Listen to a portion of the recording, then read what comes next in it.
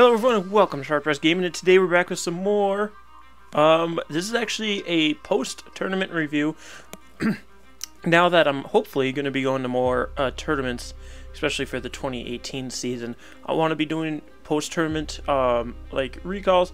I wish I had replays for you guys, but it's weird on how you can, like, it only lets you see the last match, and then if I were to, because I have to use a different 3DS, I have to use the new 3DS to do tournaments because my capture card one doesn't have infrared.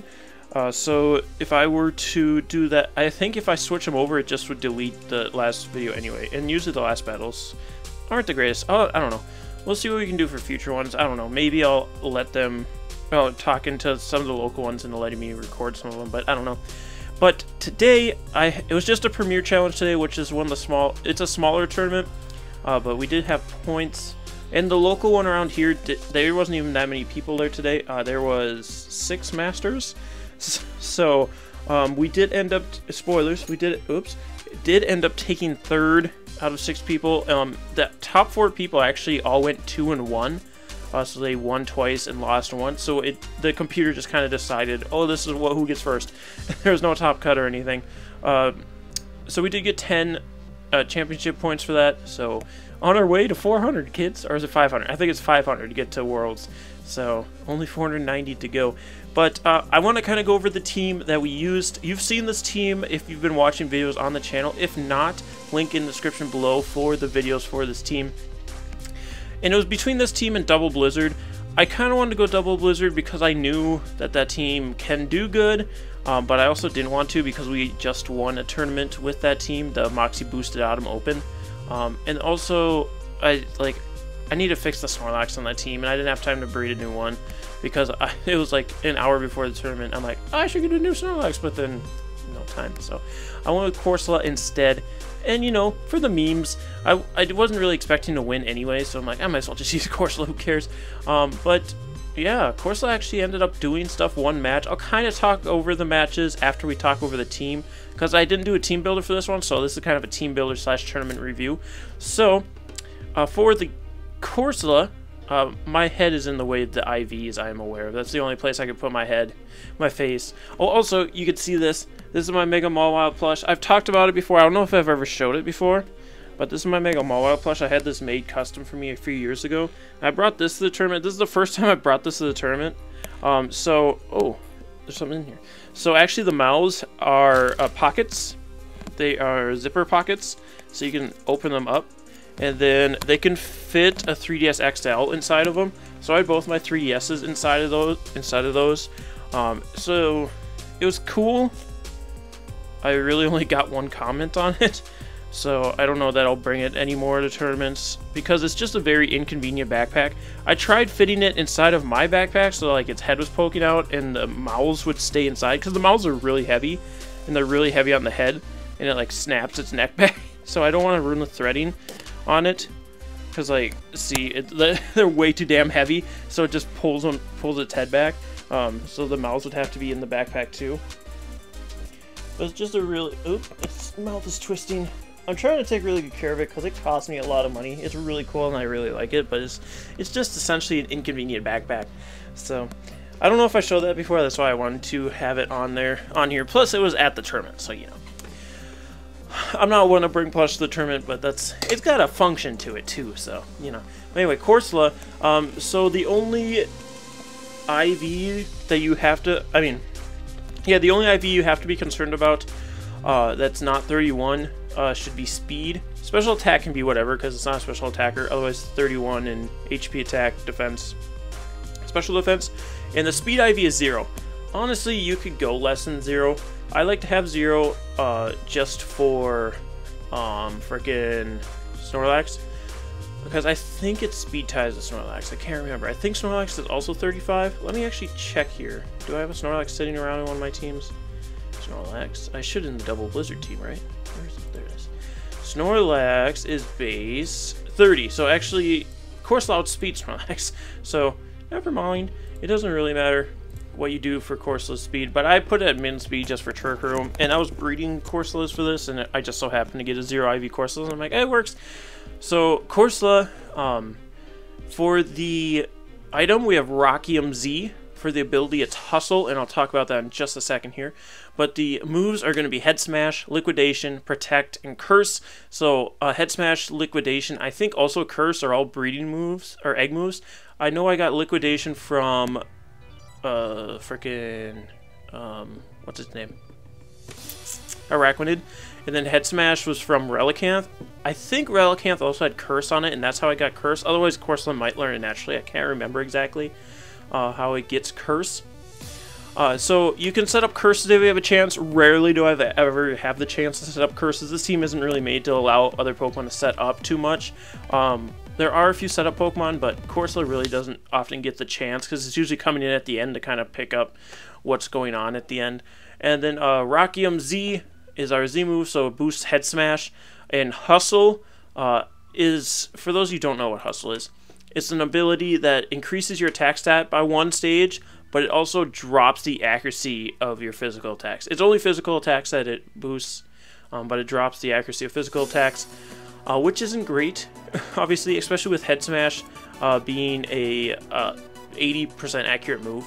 So typically when I'm relying on Corsola to KO something, I'm going to go for Liquidation, because Liquidation is pretty strong at 85 base power, but then you have less of a chance to miss. I mean, you can still miss because of Hustle, but Head Smash is going to miss more times than not. And that's why we also have the Rockium Z, which is going to be a Continental Crush off of Head Smash, because you can't miss offensive Z moves. So Corsola just like KOs things with this. During the tournament, it KO'd a Snorlax with it. Snorlax has already taken a little bit of damage. You can't like 100% KO a Snorlax every time. It took a little bit of damage previously. And it also KO'd something else with Head Smash. I think the Pokemon had 1 HP on it, so it was going to KO anyway, but I can't remember which Pokemon it was. But the really cool thing about Corsola is it can KO a bulky Arcanine with Head Smash after a -1 Intimidate.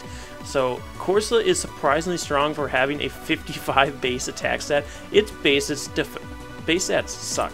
It is a terrible Pokemon, but this team was made for the meme, so keeping the meme alive. Corsola, it really only did stuff during one match. I tried bringing it all 3 rounds. The first round, it just got bodied.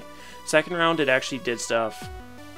And then the third round, it went up against Tapu Lele, and I was at full health. I'm like, it was just Tapu Lele and Corsola. I'm like, yes, Corsola, you can hold on from a Psychic. There's no terrain up. You're gonna live this. Liquidation will KO. Or actually, it was a full health, and I was using Rockium Z, and that would have KO'd. But then the Tapu Lele had Thunderbolt. It was Life Orb Thunderbolt. I'm like, no, damn it! And we're in Electric Drain. So then Corsola was gone, unfortunately, but we did still end up winning that round, or that match, that whole round. So Corsola didn't ruin it for us. I just tried to bring them because I thought it'd be for the memes, but unfortunately. And then we have 252 in HP, 252 in attack, Brave Nature, 4 in special defense. You probably change around the defensive stats, but really Corsola's not taking a hit. I mean, it's got 95 in the 2 defensive stats, which is the same as Silvally, which still isn't great. I mean, Silvally's 100, isn't it? Type Null is 95. Or does he keep the same stats? I can't remember. But anyway, Corsola, it's really for the memes. You try and clear out all of its threats first, and then you bring it in at the end. And hopefully you can set up Trick Room with the Porygon 2. I mentioned this in the videos as well. This is a little more of an offensive Porygon 2. So it's a typical item of Eviolite, which boosts your defense and special defense if your Pokemon is not fully evolved, which Porygon 2 is not. It can evolve into Porygon Z. And then it has Download, which is an ability that when you switch in, it increases your attack or special attack by 1 stage, and it bases it on your opponent's weaker defense. And I think it's a combination of the two, so I think it takes both the Pokemon's defensive and special defensive stats and adds them together or something, and then whichever one's lower, that's the boost you get. So it's a nice ability when it works out, but I didn't want to rely on that, especially for Garchomp, because there's Corsola on this team which gets killed by Garchomp. Tapu Lele can get hit by Poison Jab, which isn't great, or Tectonic Rage even, and then I also have Magnezone in my own Garchomp. So I really wanted to make sure I could get rid of Garchomps with Porygon 2. So I made it I put 126 in special attack with Ice Beam. So that guaranteed KOs non-invested Garchomps. If the Garchomps invested, it won't be putting out as much damage, so I don't have to worry about it as much either. Obviously, a still Garchomp, but then the rest of it I put into HP and defense with a bold nature. I didn't mess with the speed because this team works either way in Trick Room or Tailwind, so it doesn't really matter which way you want to go. You just kind of want to go opposite of what your opponent's strategy is.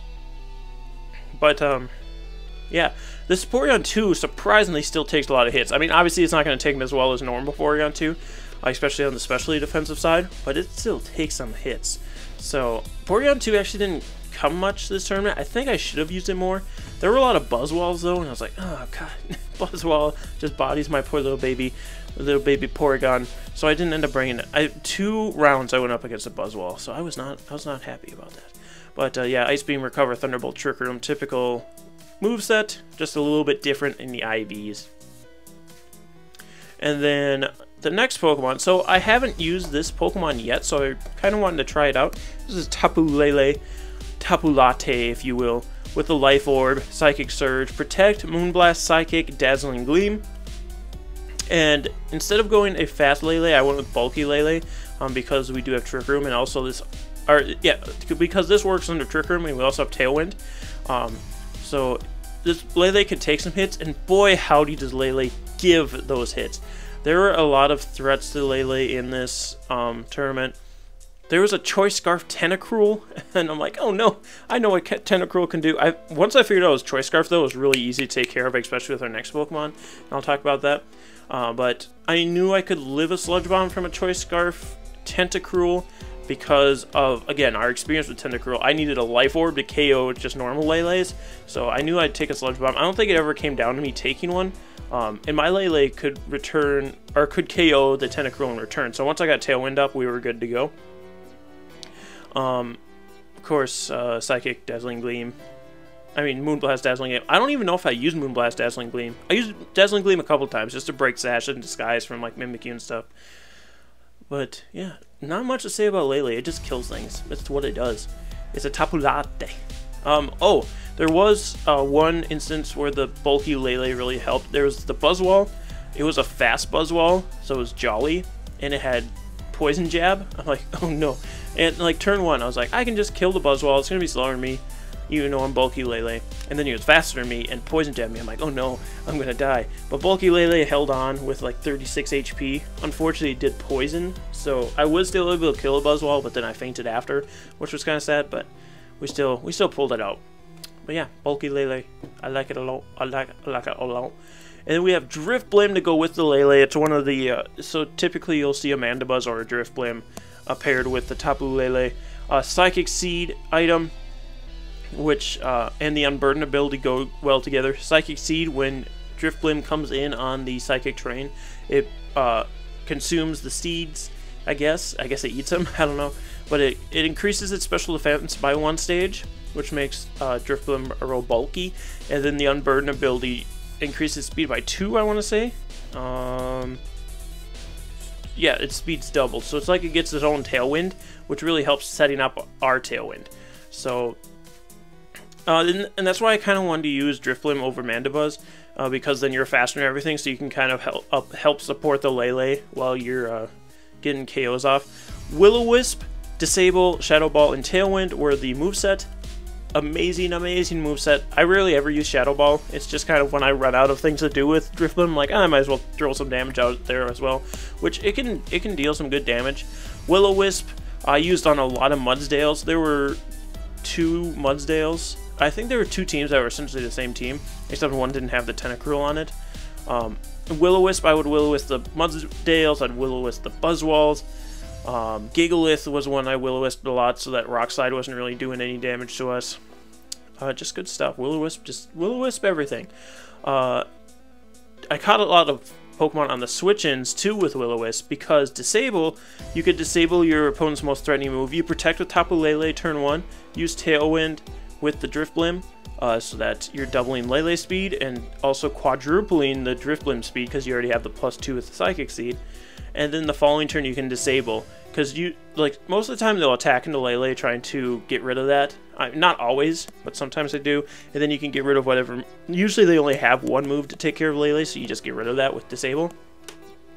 I'm trying to think of the Choice Scarf Tentacruel. As soon as I figured that thing was Choice Scarfed, because it outsped my Drift Blim like right away, even after my Psychic Seeds, I'm like, okay, it's outspeeding me at this point. It's got a Choice Scarf. So I just disable whatever that thing's trying to do, and then it can't attack anymore, and it has to switch out. So then I'd Will-O-Wisp into Tentacruel when it had to switch out. So that was really nice. Disabled a lot of Dazzling Gleams, so Garchomp could come in. A lot of Sludge Bombs, so Lele could sit around for a little longer. And yeah, that's really just what Drift Blim did. I disabled like Mudsdale's Heavy Slam, I guess. But the EV spread on this one's a little weird. 12 in HP, 236 in defense, 12 in special attack, 236 in special defense, 12 in speed, timid nature. I honestly just looked up Drift Blim VGC 2017 online, and that's what the EV spread was. I didn't have a better one. I didn't really know what to do with Drift Blim because I never used it before, even in past years. So that's what I slapped on. And it lived Thunderbolts from Tapu Kokos and all the fun stuff, so it works. Next Pokemon is Garchomp. Typically when I run Garchomp, I'm running Groundium Z Garchomp with Protect, Earthquake, Poison Jab, and Dragon Claw. Jolly, 252 and Speed, 252 and Attack. And this one I wanted to take a little bit differently. I have Lumbear and Garchomp. I think it was X-Ray's Ovation. I was watching his stream and he's mentioned that nobody uses Lumberry Garchomp anymore. I'm like, I'm going to use it. I didn't even get threatened to be burned on Garchomp at all during this tournament. And in fact, I don't think I ever have using this team. It doesn't happen as much anymore because of Tapu Fini. Obviously, there's still a few Will-O-Wispers. So, could come in handy. You never know. But this Garchomp has Protect, Earthquake, Poison Jab, Swords Dance. I haven't used the Swords Dance Garchomp, and I wanted to. We're also Adamant, because, again, we have Tailwind and also Trick Room options. So, all of my Pokemon are kind of that weird neutral speed, so that teams that are really fast, we're going to outspeed either using Tailwind or underspeed with Trick Room, and then we'll outspeed. And then Trick Room teams, we're going to naturally outspeed, because we're faster than them. So, if we can stop Trick Room, then we're good to go. But yeah, so we have 44 in HP, 252 in attack, 4 in defense, 4 in special defense, 204 speed, which I believe outspeeds Modest Tapu Lele. I can't remember exactly why I did that. I think it was for Modest Tapu Lele. That's the only thing I could think of. But what else about this Garchomp? I really miss having Groundium Z. It's like every time I'm like, oh, I can bring Garchomp and Tectonic Rage them, and then I can't because I don't have the Z move. So maybe you would just stick Groundium Z on this just for fun. I mean, double Z move isn't out of the question. I just typically don't because I rarely get D moves off anyway. Maybe if I had 2 of them, I had more of a chance, but I don't know. There was one match I was like, oh shit, I don't have Dragon Claw, and that was because there's a Salamence on the other side of the field. We played around it really, really well. It was Garchomp and Magnezone were sitting on the field. And it was a Firium Z Salamence and a Alolan Marowak on the other side of the field. So I had to outplay him by thinking that he was going to think my Garchomp was more of a threat and KO the Garchomp with the Salamence as I Earthquaked to get rid of his Marowak and protected my Magnezone. So instead, I protected my Garchomp, used Hidden Power Ice with my Magnezone to KO the Salamence, and then he KO'd my Magnezone with his Marowak, and then I could just KO with Garchomp the next turn. So, it's weird to explain without seeing the footage, but Garchomp helps, so that's always good. I could not always rely on Garchomp, but most of the time, when Garchomp was coming, I'm like, okay, we got this. There's a couple times I missed the speed, not really though. There wasn't really too many fast Pokemon at this tournament. There was that Dazzling Gleam, Choice Scarf, Tentacruel, which was unfortunate, but otherwise we were looking pretty clean with the Garchomp once he came in. And then the last Pokemon, we've mentioned him already, the Magnezone, sturdy Aguav Berry Magnezone with Protect, Thunderbolt, Hidden Power Ice, and Flash Cannon. Magnezone did really, really well. I should have brought him more, honestly. The matches we did lose, I honestly think we lost because I was trying to meme too hard. I was like, I need to bring Corsola, and then So we lost the first round. It was 2-1. So he won twice, I won once. The first one I lost because I brought Corsola, no doubt. I'm like, oh, gee, I don't bring Corsola anymore. So then I won the second one, and then the third one, I think I just like overextended too many times and ended up losing. So we could have won the first one, and had we won the first one, we would have won the whole thing because well, not necessarily because we would have battled different people, but had we gone undefeated, we would have won the whole thing. Second round, Corsola also lost that round, I think. Actually, Corsola did the most during the second round, that's right. I think I actually went just 2-0 with that person. I didn't lose anything. Yeah, I just straight out won that one. And then the third match, I lost because of Corsola trying to meme again, and the Tapu Lele got him. But, yeah. That's really all there is to say, guys. It was a really short tournament. There was no top cut. I thought there would be for some reason. I don't know why I did. Especially because everybody was 2-1. You'd think they would just like do one round of top cut, see who did what. I don't know. I don't know how smaller tournaments work. I didn't do any during 2017. So this is technically my first 2017 tournament, even though it's technically 2018. I don't know.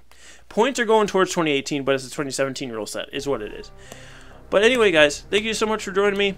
If you want more clarification on this team, I would go check out the battles where I actually use the team, so it's easier to see what's going on with it and all that cool stuff. Otherwise, if you guys have suggestions for teams in the future, be sure to leave them in the comment section below. I think we'll just keep meme teaming for the rest of 2017 until the 2018 actual battle style is official for us, so we can use it.